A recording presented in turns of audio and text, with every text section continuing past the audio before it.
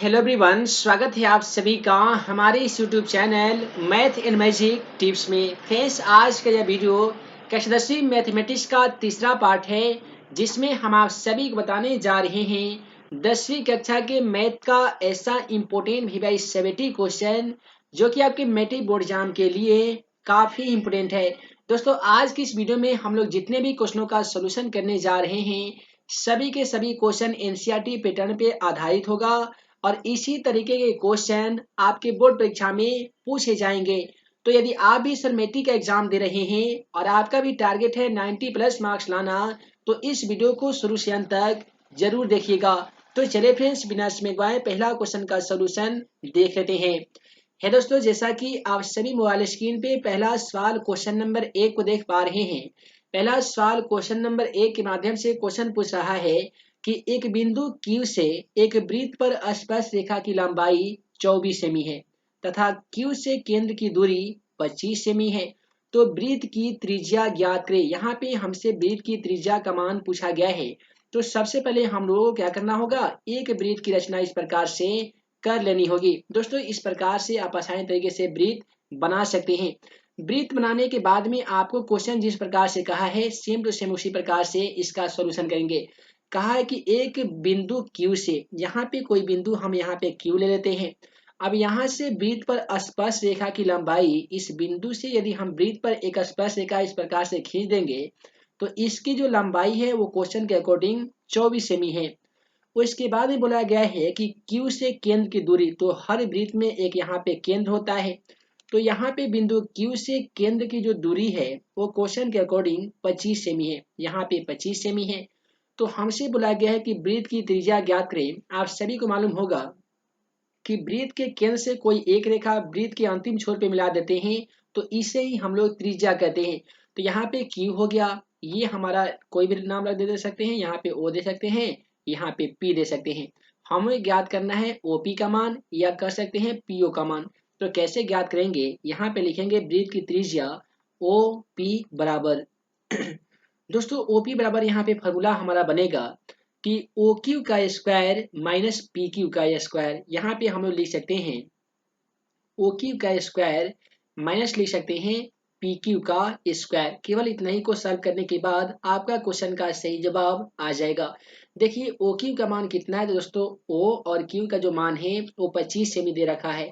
तो आप यहाँ पे लिख सकते हैं 25 का स्क्वायर। उसके बाद में माइनस PQ का मान, दोस्तों PQ का मान देख लीजिए तो 24 सेमी दिया गया है। तो आप यहाँ पे 24 सेमी का स्क्वायर इस प्रकार से कर सकते हैं। उसके बाद में आप क्या करेंगे कि 25 का स्क्वायर कर देंगे। दोस्तों 25 का स्क्वायर खींचेगा तो कितना होता है, तो आपका आंसर 625 होता है। ठीक उसी प्रकार से 24 का स्क्वायर कीजिएगा तो 24 का स्क्वायर कितना होता है, तो 576 होता है। उसके बाद में आपको क्या करना होगा कि 625 में से 576 को घटा देना होगा। दोस्तों 5 में से 6 तो घटेगा नहीं, तो ये 15 हो जाएगा। 15 में से 6 घटता है तो ये 9 बच जाता है। उसके बाद में 2 था तो ये 1 हो गया होगा। 1 में से 7 नहीं घटेगा तो ये 11 हो जाएगा। 11 में से 7 घटा लीजिएगा तो कितना हो जाएगा, तो 11 में से 7 घटता है तो 7 4 11, ये 4 हो जाएगा। ये बचेगा 5, 5 में से 5 घटेगा तो 0 हो जाएगा। यानी 625 में से 576 को माइनस करने पे 49 आता है। और आप सभी को मालूम होगा 49 का वर्गमूल 7 होता है। अतः हम कह सकते हैं इस क्वेश्चन में वृत्त की त्रिज्या जो आर का जो मान हो जाएगा वो 7 सेमी हो जाएगा। उम्मीद है आप सभी को इसका सॉल्यूशन समझ में आ गया होगा। उसके बाद में आइए अगला सवाल देख लेते हैं। अगला सवाल में बोला गया है कि द्विघात बहुपद 6x square minus 7x minus 3 के शून्यांक ज्ञात करें। मैट्रिक के एग्जाम पेपर में ऐसे सवाल 2 नंबर में पूछे जाते हैं और 100% एक सवाल तो इस तरीके से जरूर पूछा जाता है। तो आइए जान लेते हैं आखिर किसी भी द्विघात बहुपद का शून्यक हम लोग कैसे ज्ञात करते हैं। सबसे पहले हम लोग क्वेश्चन को लिख लेते हैं। क्वेश्चन था हमारा 6x स्क्वायर, माइनस में था 7x और प्लस में नहीं बल्कि माइनस में दे रखा है 3 और बराबर में हम 0 लिख सकते हैं या छोड़ भी सकते हैं। देखिए शून्य ज्ञात करने के लिए हम लोग क्या करते हैं, सबसे पहले फर्स्ट इंटू लास्ट मल्टीप्लिकेशन करते हैं। यदि 6 में माइनस 3 से गुणा कीजिएगा तो कितना होगा, तो 6 तिरका माइनस 18 हो जाएगा और बीच में है माइनस 7। तो दोस्तों माइनस 7 को ऐसे दो संख्याओं में आपको बांटना होगा कि गुना कीजिएगा तो ये माइनस 18 आ जाना चाहिए, जोड़ेंगे या घटाएंगे तो माइनस 7 भी आ जाना चाहिए। तो उसके लिए हम लोग क्या करेंगे कि -9 और +2 को लेंगे। देखिए -9 और 2 को लेंगे तो क्या होगा कि -2 और -9 और +2 मिलकर आपका -7 भी हो जाएगा। और -9 में 2 से ना कीजिएगा तो 9 दूनी 18 आपका -18 भी आ जाएगा। तो हम लोग क्या करेंगे कि 6x² को सेम टू सेम लिखेंगे। -7x के बदले में हम लोगों को लिखना होगा -9x और प्लस में लिखना होगा 2x। इससे क्या होगा कि -9 और +2 मिलकर -7x भी हो जाएगा। और 9 में 2 से ना करते हैं तो 9 दूनी 18 जो कि माइनस में है, ये -18 भी हो जाएगा। ये -3 दे रखा था, इसे सेम टू सेम लिख दीजिए -3। उसके बाद में हमें क्या करना है कि दोनों में कॉमन ढूंढना है कि दोनों में आखिर कॉमन क्या चीज मिल रहा है। तो यहाँ पे ध्यान से देखेंगे तो देखिए 3 दूनी 6 और 3 तिया 9, यहाँ पे x² है और यहाँ पे x है। तो दोनों में हमारा कॉमन यहाँ पे 3x मिलता है। तो 3 दूनी 6 यानी यहाँ पे 2x हो जाएगा और -3 तिहाई ये 9 हो जाएगा, यहाँ पे हो जाएगा 3। इसके बाद में यहाँ से हम लोग +2 को कॉमन कर लेते हैं। जैसे +2 को कॉमन खींचे, सॉरी +2 कॉमन तो होगा नहीं, दोनों में कुछ भी कॉमन नहीं मिल रहा है तो हम लोगों को यहाँ पे a कॉमन करना होगा। a कॉमन कर लेंगे तो यहाँ पे बचेगा 2x और माइनस प्लस मिलकर यहाँ पे माइनस होता है। 3 को यहाँ पे 3 आसान तरीके से लिख सकते हैं। उसके बाद में जरा ध्यान दीजिएगा, हम लोग क्या करते हैं कि ये 3x और +1 को एक साथ लिखते हैं और ये दोनों में तो उभयनिष्ठ होता है, यानी दोनों में कॉमन होता है, दोनों में से कोई एक को लिख लेना है। तो सबसे पहले हम लोग लिखेंगे कि 3x है और ये +1 था तो आपको यहाँ पे +1 लिख लेना होगा। और ये दोनों में उभयनिष्ठ है, दोनों में से कोई एक लिख लेंगे 2x - 3। उसके बाद में आपको लिखना पड़ता है कि जब 3x + 1 बराबर 0 होता है तो ये 3x बराबर क्या होगा। मैथमेटिक्स का नियम कहता है कि कोई भी संख्या इधर यदि प्लस में है तो बराबर के उधर जाकर प्लस से वो माइनस में चेंज हो जाता है। तो ये +1 जो है बराबर के उधर जाकर -1 हो जाएगा। यदि x बराबर लिखेगा -1 तो 3 यहाँ पे गुना में है, बराबर के उधर जाकर क्या हो जाएगा तो भाग में हो जाएगा। इस प्रकार से x का जो मान आ जाएगा वो -1/3 आ जाएगा। ठीक उसी प्रकार से यहाँ पे भी हम लोग लिखेंगे कि जब 2x बराबर ये माइनस जो 3 है बराबर की तरफ जाकर +3 हो जाएगा। तो यदि लिखेंगे x बराबर 3 तो प्लस यहाँ सॉरी गुना 2 यहाँ पे है, बराबर की तरफ जाकर भागा 2 हो जाएगा। तो x का जो मान आने वाला है वो -1/3 हो जाएगा और दूसरा x का मान 3/2 हो जाएगा। इस प्रकार से दूसरे क्वेश्चन का भी सॉल्यूशन हम लोग कर ही लिए हैं। आइए ठीक इसी प्रकार से अगला सवाल क्वेश्चन नंबर 3 का भी सॉल्यूशन हम लोग करने जा रहे हैं। हे दोस्तों, क्वेश्चन 3 मैट्रिक एग्जाम के दृष्टिकोण से काफी इंपोर्टेंट है और ऐसा सवाल मैट्रिक एग्जाम पेपर में 2 नंबर में पूछे जाते हैं। सवाल इस प्रकार से पूछा जाता है कि एपी यानी अर्थमेटिक प्रोग्रेशन, जिसका हिंदी अर्थ होता है समांतर श्रेणी, दिया गया 7,3, -1, -5 का सारवंतर ज्ञात कीजिए और इसका 10वां पद भी ज्ञात कीजिए। सारवंतर कहते किसे हैं? तो दोस्तों, पहले एवं दूसरे पदों के अंतर को ही हम लोग सारवंतर कहते हैं, जिसे डी द्वारा सूचित किया जाता है। तो सबसे पहले हम लोग सारवंतर डी का मान ज्ञात करेंगे। तो सारवंतर ज्ञात करने के लिए आसान फॉर्मूला a2 - a1 होता है। अब आपको a2 का मान आएगा कहाँ से? तो देखिए, प्रथम पद को हम लोग a1 कहते हैं, दूसरे पद को हम लोग a2 कहते हैं। तो यहाँ पे a2 का मान 3 हो जाएगा, तो आप यहाँ पे 3 लिखेंगे। उसके बाद में a1 का मान यहाँ पे 7 हो जाएगा, तो 7 लिख सकते हैं। 3 में से 7 घटा लीजिएगा तो कितना बचेगा? तो आप कहेंगे सर -4 बचेगा। तो यहाँ पे आप आसानी तरीके से -4 को लिख सकते हैं, जो कि आपका सारवंतर डी का मान आ चुका है।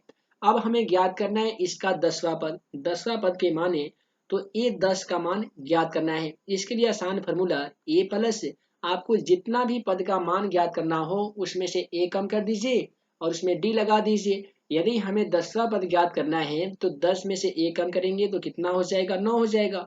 9 में d लगा दीजिए। उसके बाद में आपको क्या करना है, हमें चाहिए a का मान। दोस्तों, प्रथम पद a का मान क्वेश्चन के अकॉर्डिंग 7 था, तो आपको यहाँ पे 7 लिखना है।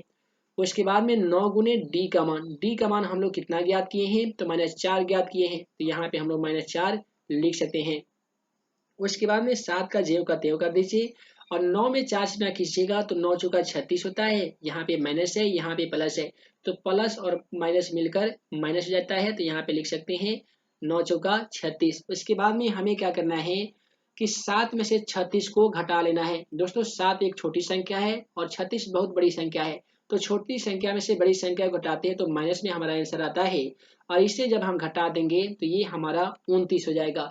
तो इस प्रकार से सारवंतर डी का जो मान आया है वो -4 आ गया है, और यहाँ पे जो 10वां पद का मान आया है वो -29 आ गया है। आइए उसी प्रकार से हम लोग अगला सवाल क्वेश्चन नंबर 4 का सॉल्यूशन करते हैं। क्वेश्चन नंबर 4 जो आप सभी मोबाइल स्क्रीन पे देख पा रहे हैं, ऐसा सवाल मैट्रिक एग्जाम पेपर में 2 नंबर नहीं बल्कि 5 नंबर में पूछे जाते हैं। सवाल इस प्रकार से आ सकता है कि दो प्राकृतिक संख्याओं के वर्गों का अंतर 45 है, जिसमें छोटी संख्या का वर्ग बड़ी संख्या के 4 गुना है, तो संख्या ज्ञात कीजिए। कैसे ज्ञात कीजिएगा? तो सबसे पहले हमें चाहिए दो प्राकृतिक संख्या। प्राकृतिक संख्या किसे कहते हैं? तो दोस्तों गिनती की संख्या को हम लोग प्राकृतिक संख्या कहते हैं। जैसे 1, 2, 3, 4 ये तमाम संख्याएं प्राकृतिक संख्या कहलाती है। तो जब इसका हम लोग सॉल्यूशन करेंगे तो सबसे पहले लिखेंगे कि माना कि दो प्राकृतिक संख्या x और y है। आइए यहाँ पे हम लोग लिख लेते हैं। जैसे इसका हल करेंगे तो लिखना होगा हमें कि माना कि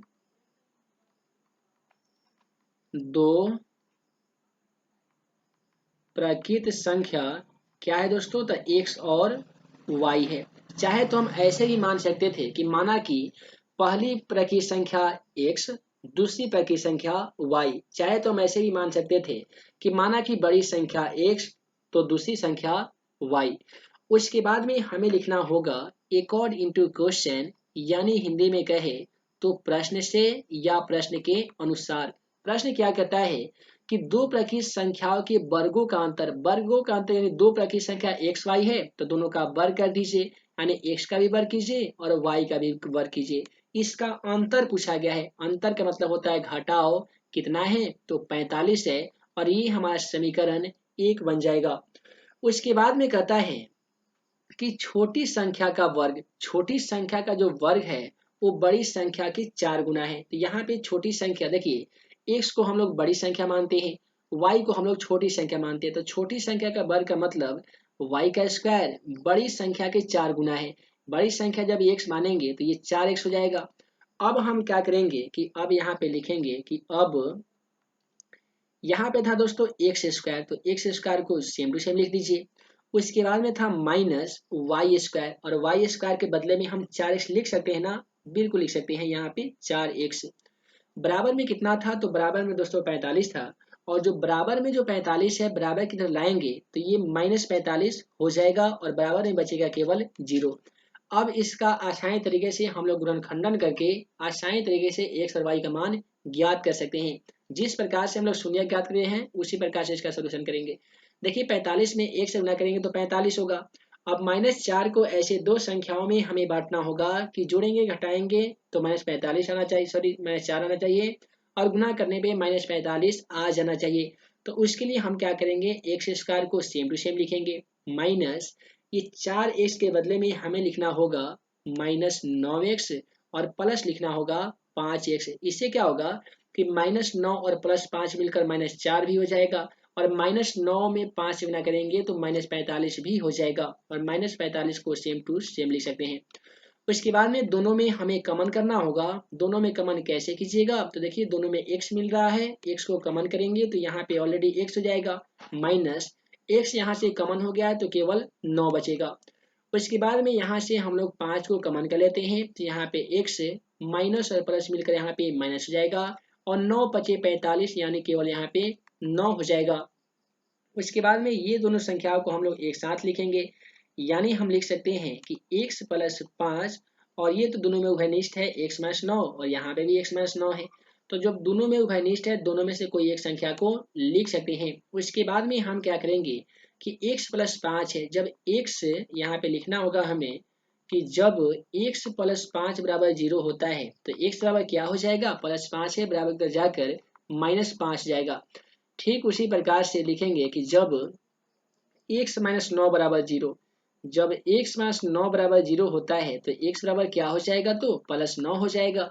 तो इस प्रकार से x का जो मान आया है वो -5 आया है, और x का मान 9 आया है। लेकिन ध्यान से रखना है आपको कि माइनस वाला जो आंसर आता है वो आपका सही जवाब नहीं होता है, जो प्लस में जो आंसर आता है वही आपका सही जवाब हो जाता है।